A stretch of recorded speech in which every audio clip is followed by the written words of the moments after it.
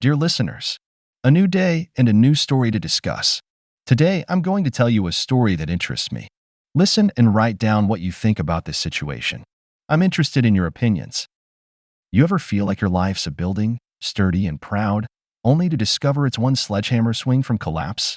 That's where I found myself, standing amidst the debris of what I once called a perfect life. Let me lay it out for you, bare and raw. My name's Ethan, by the way. Ethan Turner. And this is the confession of a man who thought he had it all until he realized he was living a lie. It was a Tuesday morning, the kind that promised routine but delivered chaos. My wife, Sarah, and we'd been dancing around each other for months, like two strangers tiptoeing on a minefield. We need to talk, she said, her voice a mix of resignation and something else I couldn't quite place. There's something terrifying about those words, isn't there? They're the heralds of doom. Yet there I was, foolishly hoping it was just another bump in our rocky road. I'm listening, I replied, keeping my tone even, masking the whirlwind inside. It's not working, Ethan. This. I can't do it anymore. Her words were like daggers, each syllable a deeper cut into the facade of our marriage. I laughed, but it was hollow. What's not working, Sarah? Be specific. Is it the house? My job? Or is it just me? She hesitated, then the floodgates opened. I've met someone else. There it was. The sledgehammer. Our marriage, our life together, it was all pretense, hanging by a thread she had just cut. Betrayal, that's the word for it. The kind that festers, turning love into something vile. And you're telling me this now? My voice was calm, too calm. Inside, I was plotting, thinking 10 steps ahead. If she wanted to unravel our life, I'd be damned if I let her do it without paying the price. It just happened, Ethan. I didn't plan for this, she pleaded, her eyes searching mine for. What? Forgiveness? Understanding? She'd find neither. I see. And who is he? Someone I know. The question was a shot in the dark, but sometimes you hit the target. Her silence told me everything. It wasn't just anyone. It was someone close, too close. The betrayal wasn't just emotional. It was a breach of trust so profound it couldn't be mended. You don't have to say it. I know. I stood up, the chair scraping against the floor with a noise that seemed too loud for the moment. What are you going to do? There was fear in her voice now, a realization of the consequences. What am I going to do? I echoed her question, a smirk playing on my lips. I'm going to make sure everyone knows the truth. Your parents, our friends, everyone. You want to destroy our life? Fine. But you won't walk away from this unscathed, Sarah. You wouldn't dare, she gasped, disbelief painting her features. Oh, but I would. And I will. My words were a promise, a vow of retribution. This was no longer about salvaging what was left of us. It was about justice, or at least my version of it. As I walked away, leaving her in the ruins of our conversation, I didn't look back. The unraveling had begun, and there was no turning back now. The Ethan Turner she knew was gone, replaced by a man with nothing left to lose. And that, my friend, is a dangerous man indeed. I came back early that day, my mind a battleground of suspicion and dread. It's funny, isn't it? How your gut twists itself into knots, whispering truths your heart refuses to accept. I wanted to be wrong, prayed to every deity that ever existed that I was just being paranoid. But there's only so much self-deception you can indulge in before the facade crumbles. The silence of our home greeted me, a silence too heavy, charged with secrets waiting to burst. Jenna. My voice felt alien in the quiet, bouncing off the walls with a hint of desperation. No answer. The air felt thicker as I moved towards the basement, the site of the supposed small renovation that had become the stage for my life's greatest tragedy. The half-wall, it turned out, wasn't the only thing being built in our home. As I descended, the sound of laughter, a sound that once brought me joy, twisted into a knife, carving open the reality of Jenna's betrayal. There he was, the contractor, sharing a moment so intimate with my wife that it eclipsed our years of shared history, laughter, and tears. Having fun. The words left my lips before I could reel them back in, laced with a venom I didn't know I harbored. Jenna jumped, her face morphing from surprise to guilt within a heartbeat. The contractor, that architect of my despair, could only muster a weak attempt at justification before I cut him off. This isn't what it looks like, Jenna stammered, her eyes darting between me and the door, a trapped animal seeking escape. Isn't it? My voice was calm, too calm, belying the storm raging inside. The confrontation was brief. Words were exchanged, accusations, denials, half-truths tumbling into the open, eroding the foundation of our marriage like acid. I learned of the deleted messages, the so-called momentary lapse in judgment. Jenna begged for forgiveness, tears streaming down her face, but all I could see was the betrayal, as tangible as the man who stood awkwardly to the side, a silent witness to our crumbling world. I left them there, in the basement, the air thick with unsaid words and broken promises. The drive was aimless, a desperate attempt to outrun the pain, but the truth is, you can never escape yourself. The images haunted me, Jenna and him, together, unraveling the life we had built with as much care as that half wall in our basement. The house no longer felt like home. It was a shell, housing the ghost of my trust and the specter of Jenna's infidelity.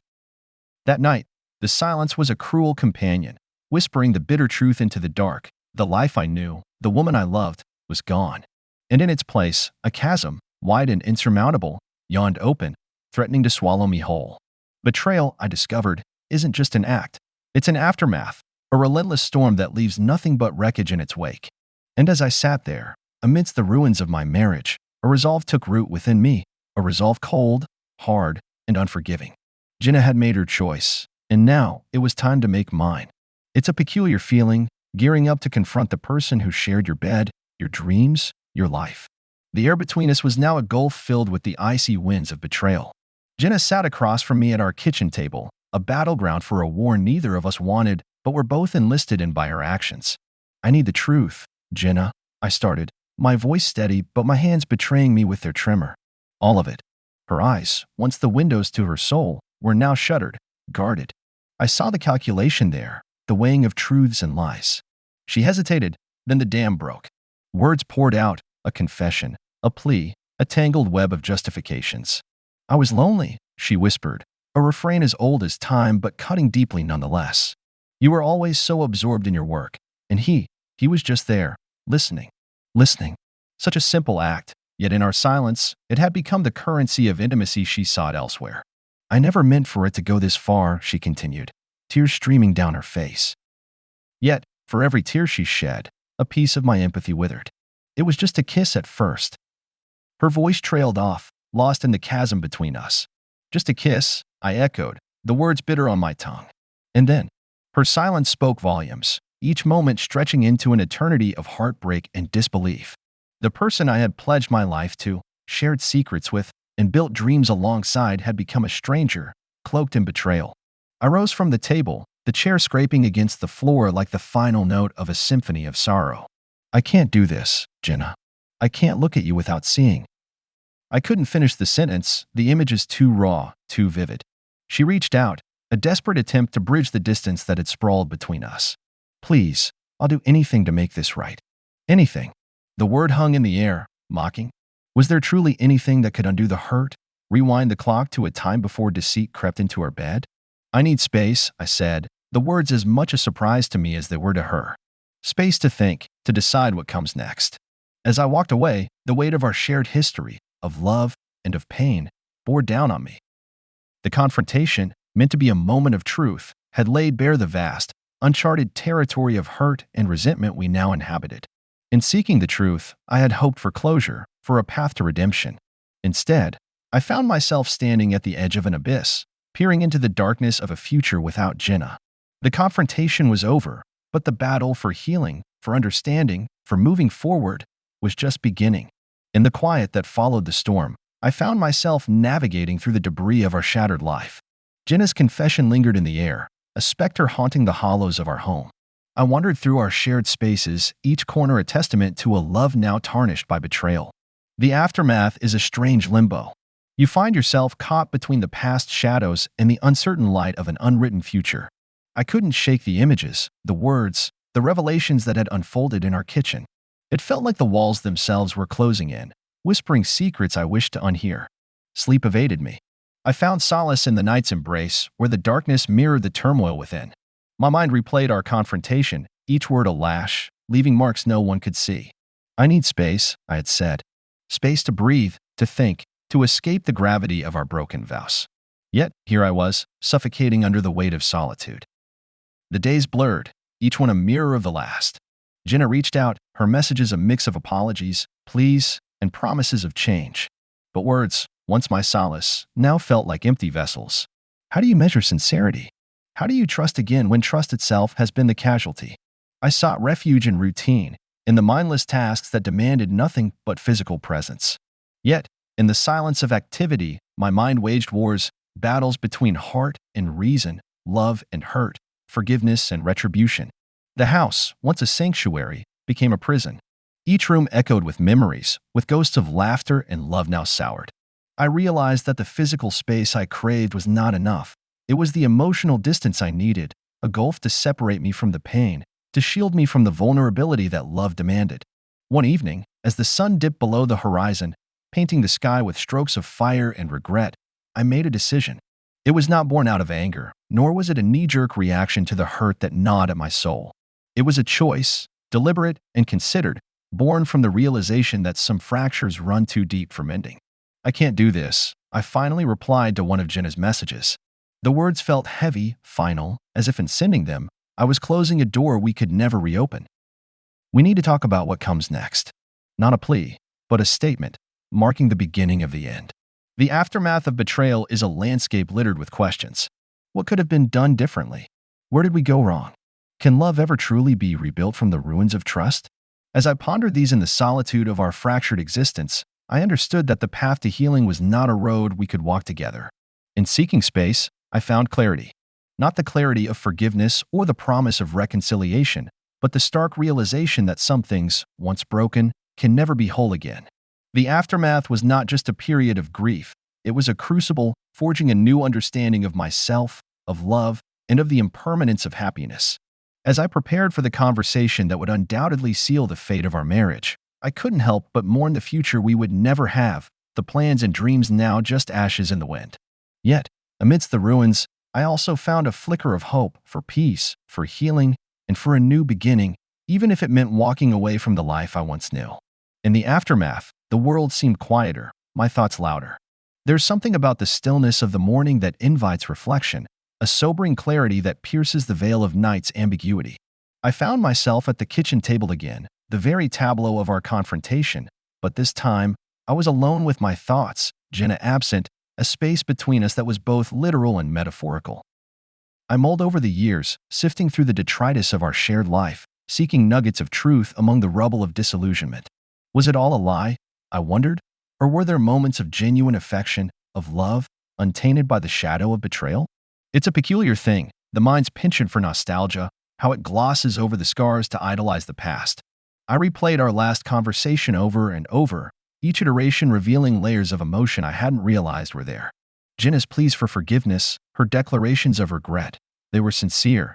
I believed it now. But sincerity does not rewind time, nor does it erase the pain etched deep within the heart. The days turned into weeks, each one a step away from the person I was, a journey towards someone I had yet to become. I delved into the solitary pursuit of self-discovery, each book, each mile run, each silent night spent in contemplation, a brick in the foundation of a new existence. It was during one of these reflective sojourns that a resolution began to take shape, a path forward from the quagmire of hurt and betrayal.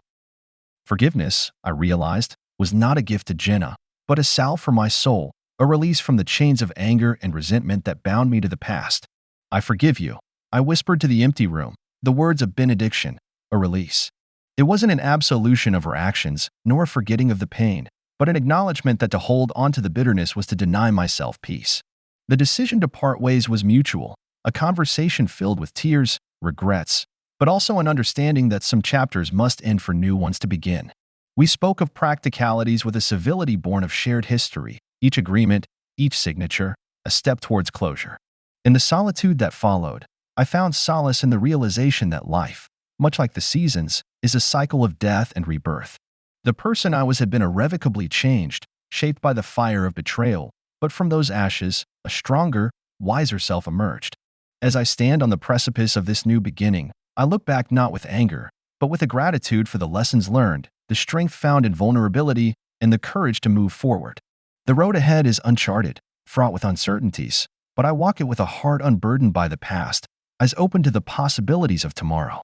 Reflections, I've learned, are not just mirrors of the past, but windows to the future, and in those reflections, I see not the shadows of what was, but the light of what could be. Resolutions, then, are not endings, but promises to oneself, vows of hope, of change, of growth. As the sun rises, casting long shadows behind me, I step into the light of a new day, a testament to the resilience of the human spirit, to the enduring capacity for renewal. And in this dawn, I find not just the promise of a new beginning, but the peace of a journey well traveled, a story lived fully, if not flawlessly, and the quiet assurance that, in the end, we are all but works in progress, forever aspiring towards the better angels of our nature. The dawn of a new chapter often arrives not with fanfare, but with a quiet acceptance, a gentle acknowledgement of the inevitable march of time and the resilience of the human spirit. Moving forward, I found, is less about a physical departure from the past and more about an internal realignment, a subtle yet profound shift in perspective. The world, once narrowed by the pain of betrayal, has gradually expanded, its horizons broadening with each step I take towards forgiveness and self-discovery.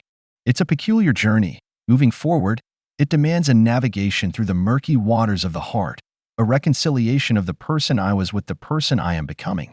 In the solitude of the aftermath, I've come to understand that healing is not a destination but a process, a series of small victories and inevitable setbacks, each imbued with the potential for growth and insight. The silence that once echoed with the ghosts of the past now resonates with the promise of the future, a testament to the transformative power of time and introspection. The conversations with Jenna, once fraught with tension and grief, have evolved into dialogues of mutual respect and understanding. "I hope you find happiness," she said during one of our last encounters, her words a bridge to a future where the pain of the past no longer casts its shadow over our interactions. "I hope the same for you," I replied, the sentiment genuine, a recognition of our shared humanity, flawed yet capable of compassion. The decision to forge a new path was not made lightly.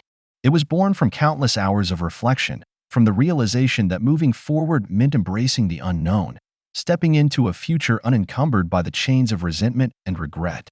It's a daunting prospect, this journey towards a new beginning, yet it's also liberating, an opportunity to redefine my identity, my values, and my aspirations. As I embark on this journey, I do so with a heart lighter than it's been in years, buoyed by the lessons of the past and the hope of what's to come. The road ahead is uncertain, its twists and turns obscured by the fog of the future, but I walk it with confidence, a belief in my ability to navigate the challenges and opportunities that lie ahead.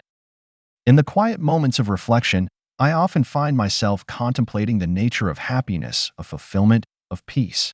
These are not states to be achieved, but gardens to be tended, their beauty revealed in the attention we pay to the present, to the simple joys and profound connections that give life its richness and depth.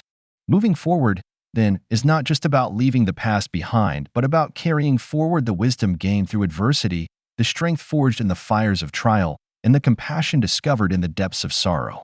It's about building a life that reflects the best of who I am, a life lived with intention, with purpose, and with an open heart. As I write these words, I am acutely aware of the journey's impermanence, of the ebb and flow of life's tides. Yet, in this impermanence, there is beauty, a reminder to cherish each moment, to embrace each day with gratitude and curiosity, to live fully and love deeply. The future, once a source of trepidation, now holds a promise, a canvas upon which to paint a new story, a narrative of resilience, of redemption, and ultimately, of rebirth. And as I move forward, I do so with the knowledge that while the path may be uncharted, I am not alone, guided by the light of my own spirit and the shared journey of those who walk beside me, seen and unseen, in this grand adventure called life.